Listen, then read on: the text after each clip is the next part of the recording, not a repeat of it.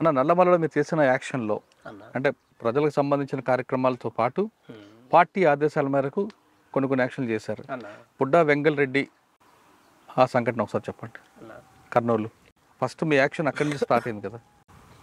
అవునన్న. అన్న బుడ్డా వెంగల్ రెడ్డి అంటే కర్నూలు జిల్లా, మనకు ఆత్మకూరు నియోజకవర్గం, ఇంకా శ్రీశైలం నియోజకవర్గం కూడా, అది పాములపాడు మండలం వేంపెంట. ఈ వేంపెంట అనేటువంటి గ్రామంలో ఉన్నటువంటి పోరాటాలతో సంబంధం లేకుండా, ఆ చుట్టుపక్కల జరిగినటువంటి ప్రజా పోరాటాలతో సంబంధం లేకుండా బుడ్డా వెంగల్ రెడ్డికి సంబంధించినటువంటి యాక్షన్ను మనం మాట్లాడుకోలేము. బహుశా మన ఆర్గనైజేషన్ పుట్టిన దగ్గర నుంచి కంటే ముందు భాగం నుంచే వాళ్ళది ఫ్యాక్షన్ ఫ్యామిలీ. దీనికి ఒక ఉదాహరణ వాళ్ళు ఏం చెప్తారు అని చెప్పానంటే, ఏ గ్రామంలోనైనా వాళ్ళకు వ్యతిరేకంగా మాట్లాడితే వాడిని చంపడం, తీసుకెళ్ళి ఆ ఏట్లో పడేయడం. నందికొట్కూరు ఏరియా కావని ఇక్కడ కానీ, అక్కడేమో శేషానారెడ్డి వాళ్ళు, ఇక్కడేమో ఇల్లు, ఇట్లా నడుస్తూ ఉండేది. అయితే ఎప్పుడైతే పార్టీ ఆర్గనైజేషన్ బిల్డప్ అవుతూ వచ్చిందో, అనేక విషయాలలో పార్టీ ఛాలెంజ్గానే నిలబడింది. అందులో వాళ్ళకు బాగా ఇబ్బందికరమైనటువంటి అంశం గ్రామ కాట. కర్నూలు జిల్లాలో మసూలు అంటారు, అంటే ఇప్పుడు మొత్తం పంట చేతికి వచ్చేటువంటి సమయం. ఈ పంట చేతికి వచ్చినటువంటి సమయంలో ఈ మసూలును అమ్ముకుంటారు.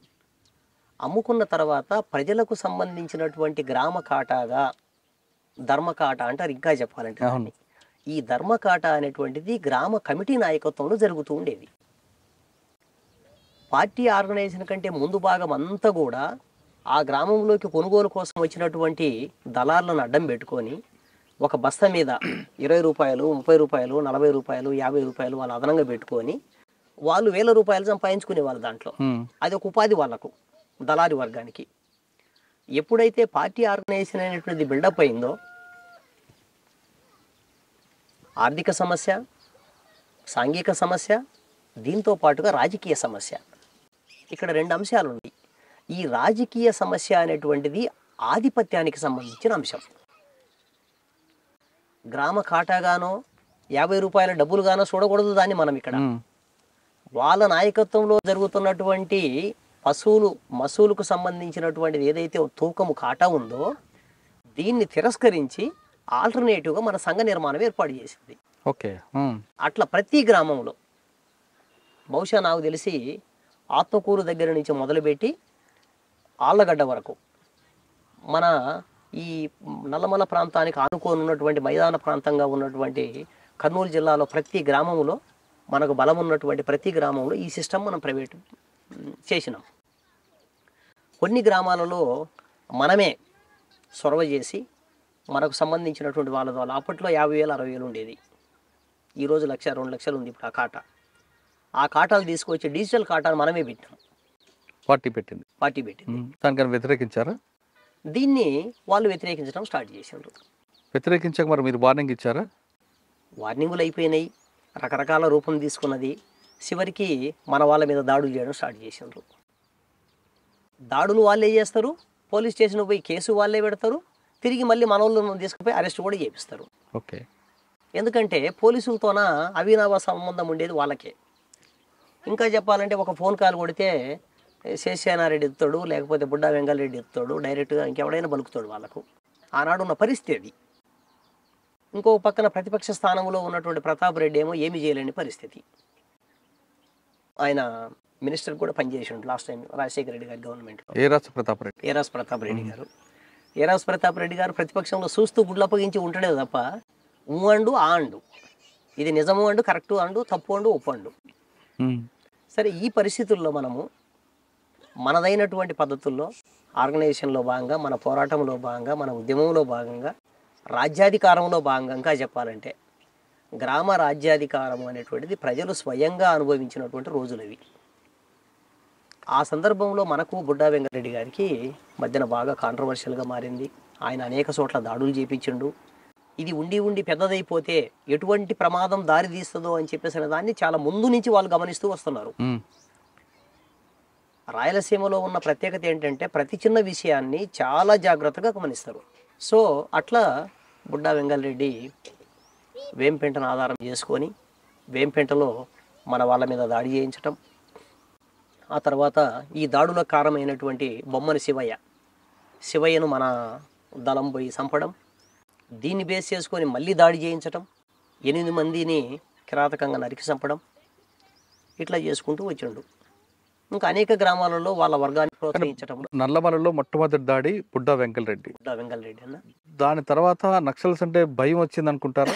నక్సల్స్ అంటే రాజకీయ నాయకులలో ఒక రకంగా నిజంగా చెప్పాలంటే వణుకు స్టార్ట్ అయింది. చాలా గ్రామాలలో నుంచి రాజకీయ నాయకులంతా బయటికి వెళ్ళిపోయి అయితే కర్నూలు లేకపోతే మెజార్టీగా హైదరాబాద్ చేరేవాళ్ళు. వీళ్ళంతా కూడా హైదరాబాద్ నుంచి ఫోన్ల ద్వారా నడిపించేవాళ్ళు రాజకీయం అంతా. లేదనుకుంటే పట్టణాల్లోకి వచ్చి పట్టణాల్లో మకాం వేసి లాడ్జీలలో ఉండి అక్కడి విలవనొప్పుకొడతా వాళ్ళ అనుచరులను. కానీ అప్పట్లో ఒక వార్త, బుడ్డా వెంకటరెడ్డి హత్య తర్వాత మావోయిస్ట్ పార్టీ అంటే అప్పుడు నక్సల్స్ అదొక భయం క్రియేట్ చేసి ఫ్యాక్షనిస్టులను కూడా బెదిరించి డబ్బులు వసూలు చేసుకునేవారు అనేది ఒక వార్త ఉంది. తప్పు, ఘంటాపదంగా ఖండించగలం దాన్ని. ఏ రోజు కూడా ఏ ఫ్యాక్షనిస్టును కూడా నక్సలైట్ పార్టీ డబ్బులు డిమాండ్ చేసిన పాపాన పోలేదు. కాంట్రాక్టర్లు తప్పు. అది కాంట్రాక్టర్ల దగ్గర ముక్కుబిండి వసూలు చేస్తాం. కాంట్రాక్టర్లు అనేటువంటి వాళ్ళు అడవిలోకి వచ్చి అడవి సంపదను తీసుకుపోతున్నారు, బయటికి లక్షల రూపాయలు సంపాదిస్తున్నారు. సో అందులో భాగంగా ఒక పక్కన కూలీ రేట్లు పెంచుతాం అంటే కాంట్రాక్టర్లు మాత్రం బెదిరించేవారు. బెదిరింపు అనేటువంటి దాని అర్థం కంటే కూడా ఇంకా దాన్ని ఏ అర్థంలో మీరు మాట్లాడతారనేటువంటి దాన్ని పక్కన పెడితే ముక్కుపండి వసూలు చేసేవారు. ఒక రకంగా చెప్పాలంటే వాళ్ళకు ఘంటాపదంగానే చెప్పేవాళ్ళం, ఇది పార్టీ పన్ను కట్టాలి, పార్టీ కోసం ఇది అవసరము ఆర్గనైజేషన్లో భాగంగా అని అర్థం చేయించే వాళ్ళకి అర్థం చేయించే వాళ్ళము. గట్టిగా డిమాండ్ చేయాల్సి వచ్చిన అర్థం కాని వాళ్ళకి అర్థం చేయించే వాళ్ళం. ఇంకొక రూపాలలో ప్రజలు ఏం చేయాలో వాళ్ళకి తెలుసు, వాళ్ళు దాన్ని తగ్గట్టు చేస్తారు. అన్న, బుడ్డా వెంకటరెడ్డి హత్య తర్వాత మీరు చేసిన మరో పెద్ద ఆపరేషన్ చెప్పండి.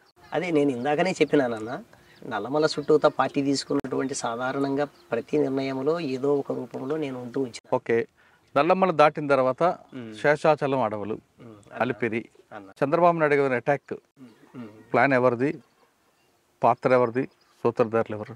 సాధారణంగా పోలీసులు చెప్పేది అప్పట్లో శేషన్నతో పాటు మీరున్నారనేది. అసలు వాస్తవంగా ఆ రోజు ఏం జరిగిందండి?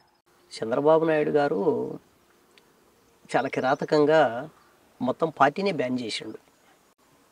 ఎందుకంటే ఏదైనా ఒక సంఘటనకు ఒక నేపథ్యం ఉంటుంది. సో అందులో భాగంగానే 2004 నాటి వరకు అప్పటికే 9 సంవత్సరాల కాలం పాటు కంటిన్యూగా ఉద్యమం మీద తీవ్రమైన నిర్బంధాన్ని ప్రవేశపెడుతూ వచ్చిండు. ఈ రోజు కూడా చెప్పాలంటే నిజంగా చంద్రబాబు నాయుడు బుద్ధి రాలే.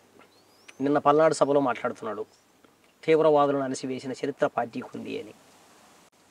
అసలు తీవ్రవాద సమస్యని, నక్సలైట్ సమస్యను ఈ రోజుకు కూడా చంద్రబాబు నాయుడు గారు శాంతి భద్రతల సమస్యగా చూస్తున్నాడు తప్ప సామాజిక, ఆర్థిక, రాజకీయ సమస్యగా దీన్ని పరిగణించడం లేదా. తీవ్రవాదులు వేరు, నక్సల్స్ వేరు కదా. అంటే ఆయన లెక్కల్లో తీవ్రవాదులు అంటే నక్సలైట్లే. ఆయన పదాలలో, ఆయన అంతరార్థంలో, మనసులోని మాట తీవ్రవాదులు అంటే నక్సల్స్ అనే. నక్సల్స్ అనేది ట్రీట్ చేయడంలే ఆయన. నక్సల్స్ అనేది శాంతి భద్రతల సమస్య కాదు కదా. సమస్య కాదు, శాంతి భద్రతల సమస్య కానే కాదు. అదే మనం చెప్తుంది. రాజశేఖర రెడ్డి గారు అధికారంలోకి వచ్చిన తర్వాత నక్సలైట్ సమస్య సామాజిక సమస్య అన్నాడు. సామాజిక సమస్య నేను పరిష్కరిస్తాను అన్నాడు. సో చంద్రబాబు నాయుడు గారు ఘంటాపదంగా ఆయన ఫిలాసఫీలో భాగంగానే నక్సలైట్ సమస్య అనేటువంటిది హింసాత్మకమైన సమస్య ఆయన లెక్కల్లో. సమాజంలో ఒక ప్రమాదకారులు సమాజానికి. కాబట్టి నక్సలైట్ సమస్యను శాంతి భద్రతల సమస్యగానే పరిగణించాలి, హింసతోనే అణిసివేయాలి. ఇది ఫిలాసాఫికల్గానే ఆయన నక్సలైట్ సమస్యను వ్యతిరేకిస్తున్నాడు. అసలు నక్సలైటు ఏం కోరుకుంటున్నాడు అనేటువంటి దాన్ని వినకుండానే వ్యతిరేకించే మనస్తత్వం ఆయన అలవాటు చేసుకున్నాడు అట్లా. సో ఆనాడు 9 సంవత్సరాల కాలం పాటు ఆయన ఏదైతే అనుకున్నాడో అనుకున్న దానికి తగ్గట్టుగానే మొత్తం సమస్యను ఆ రకంగా అంటే ఆయన అనుకోవడం కాకుండా పార్టీ కూడా అటువంటి కార్యక్రమాలు చేపట్టింది కదా 9 సంవత్సరాల్లో. రాజకీయ నాయకులని మీద దాడులు చేయడం, ప్రభుత్వ ఆస్తులను దగ్ధం చేయడం అనేది. మరి అది అప్పట్లో లాండ్ ఆర్డర్ సమస్యగానే ఆయన పరిగణించుకోవడము. వాస్తవంగా అప్పటికి పార్టీ ఉధృతమైనటువంటి పరిస్థితుల్లో ఆర్గనైజేషన్ బిల్డప్మెంట్ అనేటువంటి ఆ స్థాయిలో ఉంది కాబట్టి అనేక రకాల పోరాటాలు ముందస్తుకు వచ్చినాయి. వచ్చినప్పుడు దాన్ని ఇప్పుడు రాజకీయ పార్టీగా తెలుగుదేశం పార్టీ ఎట్లా అర్థం చేసుకుంటుంది అనేటువంటిది తర్వాత సంగతి. ప్రజలు వాళ్ళ అవసరం కోసము, వాళ్ళ ఆధిపత్యం కోసము, వాళ్ళ రాజ్యాధికారం కోసము వాళ్ళకు ఉన్నటువంటి రకరకాల సమస్యలు పరిష్కరించడంలో భాగంగా వాళ్ళ పోరాటాన్ని ముందుకు తీసుకుపోతారు.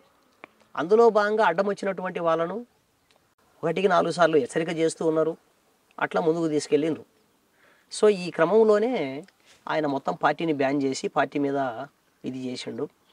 తర్వాత చంద్రబాబు నాయుడు గారిని ఖచ్చితంగా ఆయన మీద యాక్షన్ చేయాలని చెప్పేసి అని, అది సెంట్రల్ కమిటీ తీర్మానం, స్టేట్ కమిటీ కాదు, స్టేట్ కమిటీకి సంబంధించిన ప్రతిపాదనతోన సెంట్రల్ కమిటీ ఆమోదంతోన జరిగినటువంటి తీర్మానం. ఎప్పుడు అంటే సెంట్రల్ కమిటీ నిర్ణయం ఎప్పుడు తీసుకుంది, ఎన్ని రోజులు రెక్కీ చేస్తే ఆ కార్యక్రమం స్టార్ట్ అయింది? 2003 సంఘటన, ఓకే, అక్టోబర్లో.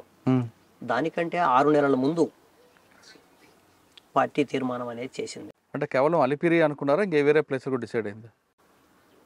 అలిపిరినే ప్రధానం, ఇంకా అలిపిరితో పాటు వేరే చోట కూడా అనుకున్నారు, కానీ అది తర్వాత కాలంలో అది మిస్ అయిపోయింది. అలిపిరినే బేస్ చేసుకొని 6 నెలల ముందు నుంచి దాని మీద రెక్కి రకరకాలు ఇవన్నీ కూడా నడిచినాయి. తీర్మానం జరిగిన తర్వాత దానికి తగ్గట్టుగా సెంట్రల్ కమిటీ స్టేట్ కమిటీ అనుబంధంగా టీమును డిసైడ్ చేసిండ్రు. అందులో ఒక 6 మందితో కూడినటువంటి టీము. వాళ్ళు ఏదో పేర్లలో అలిపిరికి సంబంధించిన కేసులలో చాలా మందిని చూయించుకుంటూ దగ్గర దగ్గర 32 మందిని ఎంతమందిని చూయించుకుంటూ వచ్చిండ్రు, కానీ అది ఎంత ఒట్టి మాటలు. కేవలం దాంట్లో పార్టిసిపేట్ చేసింది కేవలం 8 మంది మాత్రమే. ఆ 8 మందికి సంబంధించినటువంటి వాళ్ళల్లో ఒకళ్ళం.